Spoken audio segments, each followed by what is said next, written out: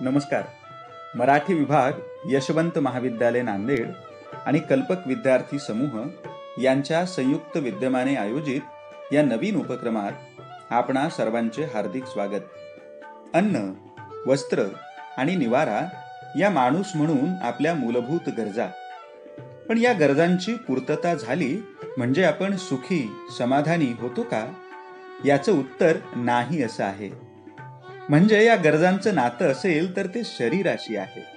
या शारीर गरजांच्या पलीकडे जग आणि जगणे जाणून घेण्याची इच्छा आपल्याला स्वस्थ बसू देत नाही. हा जिज्ञासा तृप्तीचा फोर्स विश्वातल्या अनेक गोष्टींबद्दल असू शकतो. म्हणजे व्यावहारिक जीवन जगत असताना अनेक गोष्टी आपल्या डोळ्यांना दिसतात, कानावर पडतात, पण म्हणून त्यांचा आपणाला उलगडा होतो असे नाही. जे पाहिले, ऐकले, वाचले ते स्वतःच्या आयुष्याशी ताडून आणि पडताळून पाहत या गोष्टींचा अन्वयार्थ लावणे हे विद्यार्थी वृत्तीचे महत्वाचे वैशिष्ट्य असते. अशा जिज्ञासू विद्यार्थ्यांसाठी साहित्य प्रकारांचा परिचय करून देणारा हा नवा उपक्रम.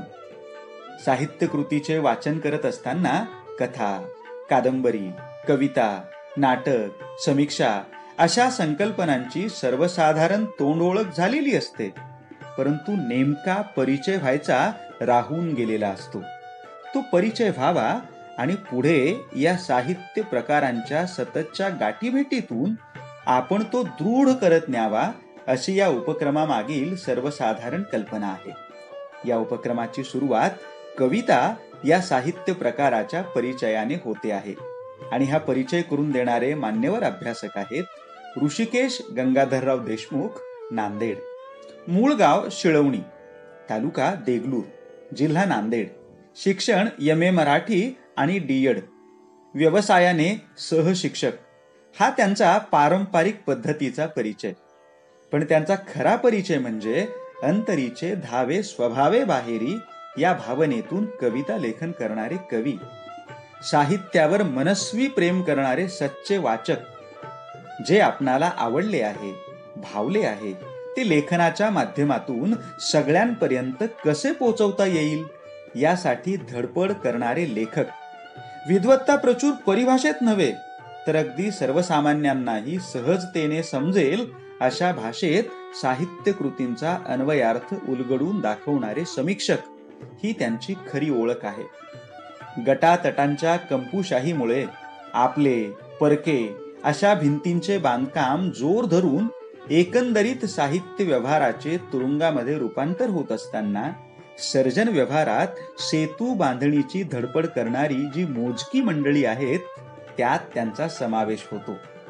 या स्वस्थ न बसू देणाऱ्या धडपडीमुळेच महाराष्ट्र साहित्य पत्रिका, कवितारती, पंचधारा, सत्याग्रही विचारधारा, प्रतिष्ठान, दक्षिण महाराष्ट्र साहित्य पत्रिका, अक्षर पेरणी, परिवर्तनाचा वाटसरू, मुक्त सृजन पत्रिका, साक्षात, भूमी, साहित्य चपराक, अक्षर गणगोत अशा वाङ्मय नियतकालिकातून आणि महाराष्ट्र टाइम्स, दिव्य मराठी, पुण्यनगरी, एकमत अशा वर्तमानपत्रातून पुस्तक परिचय आणि परीक्षणाच्या माध्यमातून ते लेखक, प्रकाशक, वाचक यांच्यातील नातेसंबंधांचा नूर अबाधित राहावा असा प्रयत्न करत राहतात.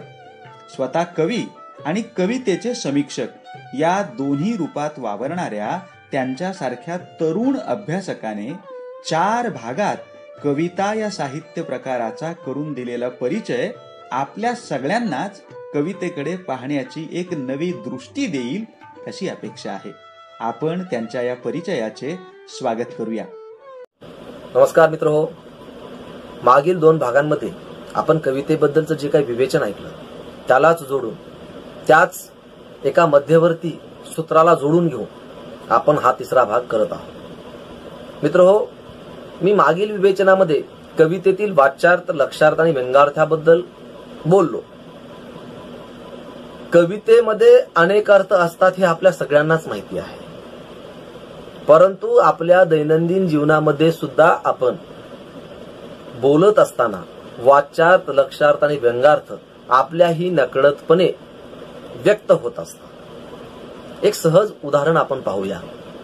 आपण आपल्या एखाद्या मित्राला म्हणतो की तू खूप शहाणा झालास किंवा तू खूप शहाणा आहेस. आता या वाक्याचे अर्थ आपण बोलतो तेच आहेत का, किंवा आपल्याला त्याच अर्थाने बोलायचं आहे का? तर तसं अजिबात नाही. म्हणजे बघा, आपण त्याला म्हणतो तसं, परंतु आपल्या बोलण्यामध्ये त्याच्या बद्दल एक उपरोधिक स्वर आहे की तू खूप शहाणा झालायस, तू खूप हुशार झालायस, आता तू काय आम्हाला हे करत नाहीयेस, अशा स्वरूपात सहज आपल्या बोलण्यामध्ये सुद्धा अनेक अर्थ दडलेले असतील तर कवितेत तर ते असणारच आहे. कारण कवितेचा मुख्य गाभाच काय आहे? अनेकार्थता आणि सूचकत्व, हे तर तिचे मुख्य लक्षणच आहे. त्याला आपण अभ्यासलेलंच आहे.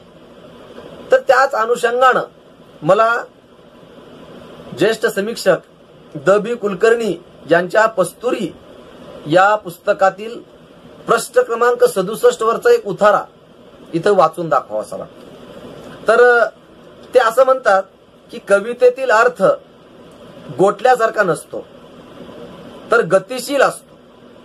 तो एक दिशानुगामी नसतो, त्याचे प्रसरणशील व्ह्यू असतात. म्हणून तर कवितेला अर्थनृत्य म्हणतात. नृत्यासाठी सुंदर देह नको असतो, हवा असतो लवचिक, प्रवाही, गतीचे व्ह्यू निर्माण करणारा देह. कवितेची भाषाही तर अशीच असते. ती ग्रामीण किंवा नागर नसते, ती व्ह्यू भाषा असते. शब्दांचे किंवा वाक्यांचे अर्थ कळणे म्हणजे कविता कळणे नव्हे, तर तिच्यातील अर्थ व्ह्यू कळणे म्हणजे कविता कळणे. हे व्ह्यू आकृतीनुरूप नसतात, तर मूल्यगर्भ अर्थाचे ते स्रोत असतात. या उदाहरणाच्या अनुषंगाने आपल्याला कवितेच्या अर्थाकडे अधिक डोळसपणे पाहता येतं. तर कवितेतलं आज म्हणजे कविता साक्षर आपण आहोत का, हा खरा तर पुढे आपण ते बोलूयाच. परंतु कविता ही केवळ अक्षरांची उभी आडवी मांडणी नसते, तर त्याचे जे अर्थव्यू आहेत, त्याचं जे काही मूल्यगर्भ अर्थांचं जे काही प्रेरणा आहेत, त्या आपण समजून घ्यायला हव्यात. त्या समजून घेतल्या तरच आपल्याला कविता साक्षर आपण आहोत असं म्हणून घेता येतं. आता एक कविता आपण यशवंत मनोहरांची पाहूया. कालचा पाऊस आमच्या गावात आलाच नाही, सदुरू पीक आम्ही आसवांवर काढले आहे. आता ह्या कवितेचा अर्थ नेमका काय आहे? तर स्वातंत्र्याचा पाऊस, समृद्धीचा पाऊस, ज्ञानाचा पाऊस, समाज व्यवस्थेमध्ये समानतेचा, राजकीय परिवर्तनाचा पाऊस आमच्या गावात आलेलाच नाही. पीक म्हणजे जगणं, आणि आम्ही आमचं जगणं कशाने काढलेलं आहे? तर आसवांवर काढलेलं आहे. म्हणजे उपेक्षेचं जगणं जगणाऱ्या अनेक समूहांची ही शोकांतिका आहे. ही कविता ती मांडू पाहते.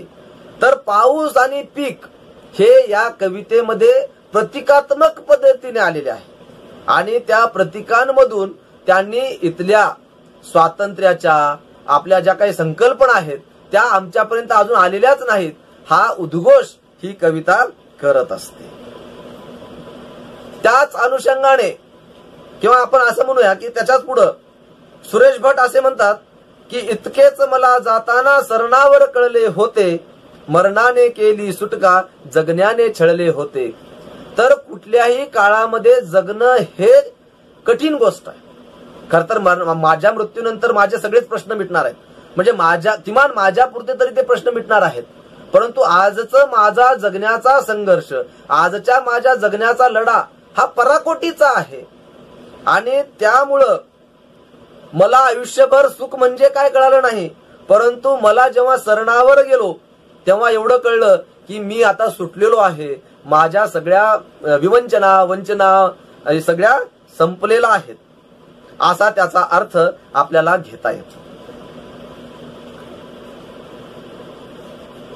म्हणून ही कदाचित अजूनही या कविता संग्रहातील ज्येष्ठ कवयित्री अनुराधाताई पाटील यांची कविता आहे. त्या म्हणून कवितेत असं म्हणतात की हजारो वर्षांपासून आपण मागत आहोत सुईच्या अग्रावर मावेल एवढी तरी भूमी. पाय टेकण्यापुरती, पण हारणाऱ्यांच्या बाबतीत तर इतिहासही निर्दय असतो कायम. म्हणून मी कविता लिहिते तेव्हा कृतीच करत असते माणूसपणाच्या अधिकाधिक जवळ जाणारी. आता या कवितेमध्ये इथल्या सर्वस्तरीय व्यवस्थांमध्ये स्त्री ही कायम शोषित राहिलेली आहे. मात्र सत्ता जाऊन ज्या दिवशी इथे पितृसत्ता आली, त्या पितृसत्तेने काय केलं असेल तर स्त्रीवर अनेक बंधनं लादली. हारणाऱ्यांचा इतिहास म्हणजे जेव्हा पितृसत्ता आली तेव्हा मातृसत्ता हरलेली होती आणि हारणाऱ्यांचा तर इतिहासही निर्दय असतो. म्हणजे इतिहास हा केवळ जेत्यांचा असतो. इतिहास हा जेत्यांचा असतो आणि जेते जे सांगतील तसाच इतिहास लिहिला जातो. त्यामुळं स्त्रीवर अनेक बंधनं इथल्या व्यवस्थांमध्ये आलेली आहेत. परंतु त्यांना काय हवं आहे तर सुईच्या आग्रावर मावेल एवढी भूमी. म्हणजे अर्थात त्या सुईच्या आग्रावरच्या भूमीचा अर्थ तिला माणूसपणाची थोडीशी ओल आपल्या सगळ्यांकडून अपेक्षित आहे. परंतु इथल्या समाज व्यवस्थेमध्ये स्त्रीला आपण ती देतो का, हा आत्मचिंतनाचा प्रश्न आहे. आपण त्यालाही समजून घेतलं पाहिजे. मित्रहो, दोन माणसं एकत्र येण्यापासून राजकारणाची सुरुवात होते. म्हणजे ह्याच्यातलं राजकारण, परस्पर नातेसंबंधातील राजकारण सुद्धा आपण समजून घेतलं पाहिजे. आपण जेव्हा दोघं एकत्र येतो तेव्हा एकमेकांना प्रभावित करण्याची चढाओढ आपल्यात लागलेली असते आणि जो प्रभावित करतो तो तिथे सरस ठरत असतो. स्त्री आणि पुरुष ही तर इथल्या समाज व्यवस्थेची एक समांतर पद्धतीने चालणारी चाका आहे. परंतु स्त्रीच्या बाबतीमध्ये आपल्या एकूण व्यवस्थांमध्ये किंवा आतापर्यंतचा इतिहास हा कायमच निष्ठुर राहिलेला आहे आणि त्या या कवितेतून मांडू पाहत आहेत. त्यावरही त्यांचा कवयित्रींचा जो काही डोळसपणा आहे तो पहा की मी कविता लिहिते म्हणजे माणूसपणाच्या अधिकाधिक जवळ जाते. म्हणजे हा सूर अत्यंत संवादी आहे, तो आपण समजून घ्यायला हवा. डॉक्टर प्रज्ञादया पवार त्यांच्या एका कवितेत असं म्हणतात की 21व्या शतकाच्या सांस्कृतिक चिखलात आता वाढत चाललाय दिशाहीन कोलाहल. चहूबाजूंनी चिनला जातोय तुझा बुलंद आवेग, तरीही तू निमूटपणे चालतेस त्यांनी आखून दिलेल्या रस्त्यांवरून. त्यांनी म्हणजे कुणी तर पुरुषांनी पितृसत्तेने जे काही आखून दिलेली रस्ते आहेत त्याच रस्त्यांवर स्त्रिया आजही चालतात. आणि हे सत्य आहे मित्रहो की उत्तराधुनिक काळामध्येही स्त्रियांच्या शोषणाच्या शक्यता अधिक आहेत. त्या अधिकाधिक वेगवेगळ्या माध्यमातून होऊ लागलेल्या आहेत. म्हणजे घरापासूनच स्त्रीला, मुलीला तू मुलगी आहेस म्हणून वागवलं जातं.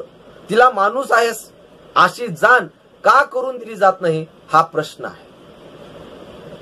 मला पुरुष शासनाच्या ज्या अनेक सवलती मिळतात तेवढ्याच मर्यादा स्त्री असल्यामुळे स्त्रीवर घरात येतात. घरापासून ही सुरुवात होते तर इथल्या सर्वस्तरीय व्यवस्थांमध्ये सुद्धा ती तशीच राहते. त्यामुळे आजच्या काळातही सगळ्या शोषणाच्या संदर्भाने ज्या काही नियमावली आहेत त्या थोड्याशा सैल झाल्या, थोड्याशा त्या कमी झाल्या, परंतु शोषणाच्या मिती बदललेल्या नाहीयेत, तर त्या अधिकाधिक ठळकच होताना आपल्याला दिसत आहेत. आपल्या सगळ्यांचं वय पाहता मला कवी मनोज बोरगावकर यांच्या कोरा कागद निळीशाहीमध्ये फक्त एकच कविता ही प्रेम कविता आहे. तर त्यातल्या तू हवं तर कविता मन या कवितेतील काही ओळी इथे उद्धृत कराव्याशा वाटतात. कवी तू हवं तर कविता मन या कवितेत असं म्हणतात की देवाचं देवपण तेवढं सोडून काय काय मागत असतो नाही आपण देवाजवळ. मी मात्र नेहमी मागायचो ए खुदा तुला शब्दात रचण्यासाठी क्षणभरासाठी तरी गालिबच्या प्रतिभेची आमिरी बक्ष दे म्हणून. मी गेल्यानंतर कपाळावरचं कुंकुपूस असं कुठे मी म्हणतोय, तेवढा एक दिवस माझ्या नावानं कुंकू लाव एवढंच. मित्र हो, तुम्ही सगळे कॉलेजला जाता, मीही कॉलेजला गेलो होतो. आपल्या सगळ्यांच्याच आयुष्यामध्ये कातर काहूर व्हावं असं एखादं स्वप्न येऊन जातं. काहींचं ते सत्य होतं, पण अनेकांच्या बाबतीमध्ये प्रेमविवाह ही सत्य होतीलच याची शक्यता नसते. परंतु आपल्या ज्या काही भावना आहेत त्या प्रामाणिक आहेत. एकमेकांबद्दल आपल्याला असणारी जी काय आस्था आहे, आत्मीयता आहे, ती अत्यंत प्रामाणिक असते. आणि मग आपल्या प्रेयसीला कवी सूचित करतो आपल्या प्रेयसीची वर्णन करण्यासाठी प्रतिभा कुणाची द्यावी असं म्हणतो, तर गालिबची प्रतिभा आपल्यात यावी असा सूर त्यांनी आळवलेला आहेच. आणि त्यानंतर ते असं म्हणतात की मी गेल्यानंतर कपाळावरचं कुंकू पूस असं कुठे मी म्हणतोय, तेवढा एक दिवस माझ्या नावानं कुंकू लाव एवढंच. मित्र, ही किती साधी कृती आहे. म्हणजे तू माझ्या आयुष्यात यावंस याची अजिबात इच्छा नाही किंवा ते शक्य नाही. तूही मजबूर आहेस, मीही मजबूर आहे. परंतु एक दिवस माझ्या नावानं फक्त कुंकू लाव. आता त्या कुंकू लावण्याची प्रथा बघा कशी आहे. फक्त एक दिवस, म्हणजे तुझ्या हृदयाच्या कप्प्यात कुठेतरी माझ्यासाठी एक थोडीशी ओल शाबूत ठेव असं इथं कवीला सूचित करायचं. खर तर या निष्ठुर समाज व्यवस्थेमध्ये इथल्या खर तर लग्न वगैरे या सगळ्या प्रथा चांगल्या आहेत का नाहीत याबद्दल अनेक मतांतर आहेत. परंतु एकमेकांच्या निवडीचं स्वातंत्र्यही जी विवाह संस्था तुम्हाला देत नाही, त्या विवाह संस्थेतल्या अनेक शोषणाच्या मिती आपण अनुभवतच असतो. परंतु तरी सुद्धा ही कृती किती सोपी आहे की माझ्यानंतर म्हणजे मी गेल्यानंतर काहीच करू नकोस, फक्त माझ्यासाठी तेवढी ओल शाबूत ठेव. ही सूचकता किती महत्वाची आहे ही आपल्या सगळ्यांनाच म्हणजे समजून घ्यायला हवी. कारण प्रेम म्हणजे त्याग असतं, प्रेम म्हणजे मिळवणं नसतं मित्र हो. कारण आपण कुठल्याही गोष्टीचा हट्ट, कुठल्याही गोष्टीचा अट्टहास हा तुम्हाला कर्मठतेकडे, निष्ठुरतेकडे नेत असतो. जर तुमचं प्रेम सत्य असेल तर तुम्हाला दूर असूनही जवळ असण्याच्या अनेक भावनिक हे वाटू शकत असतात. त्यामुळे त्या तुम्ही समजून घ्याव्यात. याच कोरोना काळातील गतिशील प्रतिसाद या उपक्रमामध्ये बालाजी सुतार यांनी ठरवा तुम्ही नावाची कविता सादर केली होती. या कवितेत जी काही चिंतनात्मकता आहे, जी काही सूचकार्थता आहे, ती आपल्या सगळ्यांनाच फार आवडेल. तर ते काय म्हणतात बघा. हा या इथून रक्ताचा हा जो अशक्त ओळ वाहतोय तो त्या अर्धनागड्या म्हाताऱ्याचा आहे, ज्याला बाप म्हणत आलो आपण, आणि आपल्याशिवाय सगळं जग पुजतं त्याला. पिढ्यानपिढ्या त्याच्या छातीत आधी नि पुतळ्यावर आता गोळ्या घालून मारू पाहतायत काही लोक त्याला पुन्हा पुन्हा. शस्त्रादे मरणाऱ्यातला हा म्हातारा नाही हे उमगतच नाहीये त्यांना. त्यांना सुडाचं समाधान लाभत आहे ते चिरंजीवी वाहत रक्त पाहताना, ते चिरंजीव वाहत रक्त पाहताना. तर या कवितेचा संदर्भ इथल्या संस्कृती रक्षक म्हणून मिरवणाऱ्या, देशभक्त म्हणून मिरवणाऱ्या अनेकांना त्यांची दिशा दाखवून देणारा आहे. या कवितेतला म्हातारा नेमका कोण आहे हा प्रश्न तुम्हाला आम्हाला सगळ्यांनाच पडला असेल. तर या प्रश्नातले गांधीजी आहे. आणि गांधीजी हे इथल्या एकूण भारतीय राजकारणामध्ये अत्यंत महान असं व्यक्तिमत्व आहे, आपण सर्वजणच जाणतो. तर त्यांच्या बद्दल जो काही एक नकारात्मक सूर इथल्या अनेक लोकांच्या मनात असतो, ते त्यांचं विचार दडपू पाहतायत. परंतु गांधी विचार हे कधीही दडपले जाणारे नाहीयेत. हे कवीला या कवितेतून सूचित करायचं आहे. जे संदीप जगदाळे हे नवीन कवी आहेत, त्यांचा नुकताच असो आता चाड हा कविता संग्रह आलेला आहे आणि त्या कविता संग्रहामध्ये एका कवितेत ते असं म्हणतात की पुस्तक बिस्तक ठीक आहे, कविता बिविता आणि धडे बिडे पण उघडून झालेत सगळे, पण ह्या अख्ख्या गचपनात आम्ही कुठंच कसे नाही. खरं तर हा विद्यार्थ्याला पडलेला प्रश्न आहे जो शिक्षक आपल्या कवितेतून मांडतो आहे. पुस्तक बिस्तक ठीक आहे, धडे बिडे पण उघडून झालेत, पण या अख्ख्या गचपनात आम्ही कुठंच कसे नाही. आम्ही म्हणजे ही सगळी मुलं आहेत. खरं तर इथला जो काय अभ्यासक्रम आहे तो शहरी विद्यार्थ्यांना डोळ्यासमोर ठेवून तयार केला जातो. वाडी वस्ती तांड्यावर ग्रामीण भागामध्ये आदिवासी भागांमध्ये जी मुलं शिकतात त्यांना ही भाषा सुद्धा समजायला जड जाते आणि त्या सगळ्यामध्ये त्या मुलांना त्यांचं जग त्यांचं विश्व दिसतच नाही. दिसतं ते सगळं शहरी मध्यमवर्गीय समूहाला डोळ्यासमोर ठेवून लिहिलं गेलेलं आणि त्या मुलांना जो काही प्रश्न पडतो तो प्रश्न उपरोधाने कवी या कवितेतून मांडत असतो.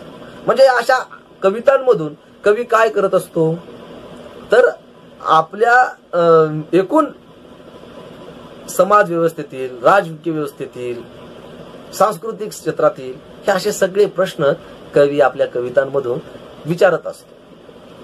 त्या प्रश्नांना उत्तर मिळतील की नाही हा प्रश्न आहे, परंतु आपल्या लिहिण्यातून आपल्या भावनांचं आपल्या विचारांचं विरेचन तो करू पाहतो. काहीतरी बदल नक्की घडेल हा आशावाद कवीकडे लेखकाकडे असतो आणि त्यामुळेच तो लिहित असतो. खरं तर आज मराठी कविता ही इतकी पुढे गेलेली आहे तर ही कविता साक्षर आपण झालेलो नव्हतो.